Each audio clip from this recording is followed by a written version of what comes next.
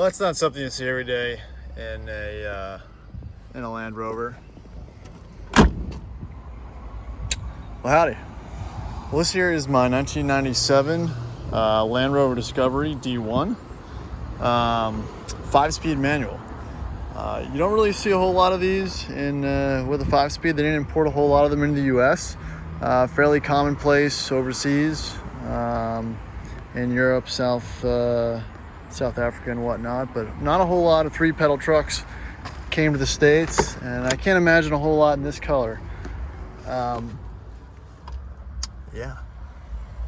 this one's pretty cool. I'm not really a disco guy.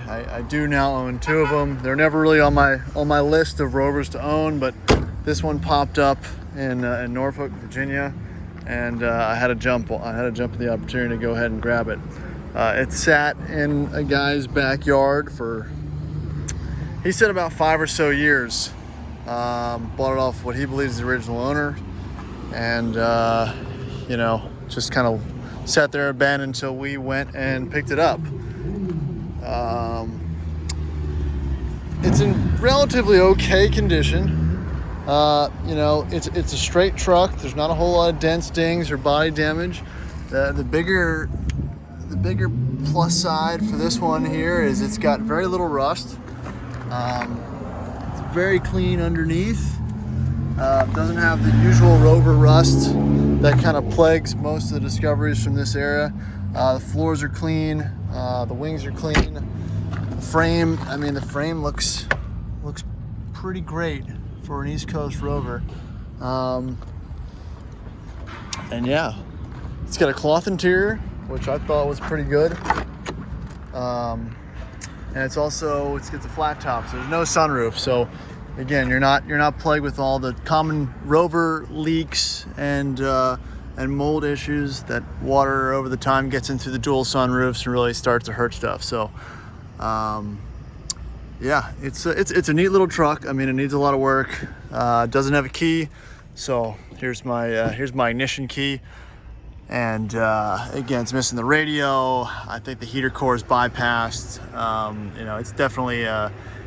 It's definitely a candidate for a potential drivetrain swap, but it's just another truck that I kind of had to own, and it's for the price that I got it for, it really wasn't worth passing up. So yeah, still has all the factory mud flaps and running boards and everything.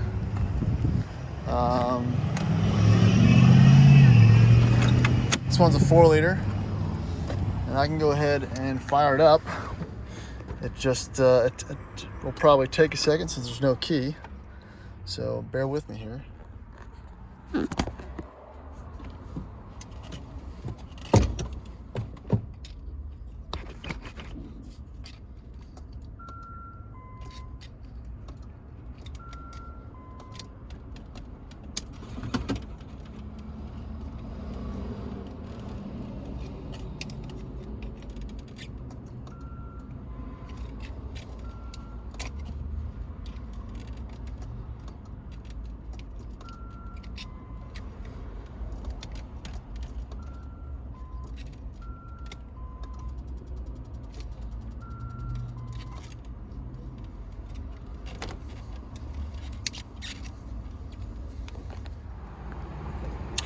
All right, so the battery's probably dead. Not too surprised. It's been sitting here for about a month without me starting it. Sharing the hood real quick. Got nothing real special to see here. It's just a Rover 4-liter.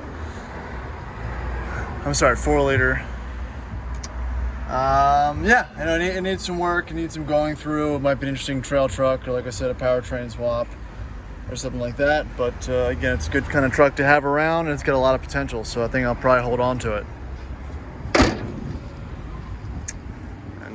Thanks for watching. If you got any questions about this truck or any other vehicles you've seen so far, shoot me a message, and again, feel free to follow along.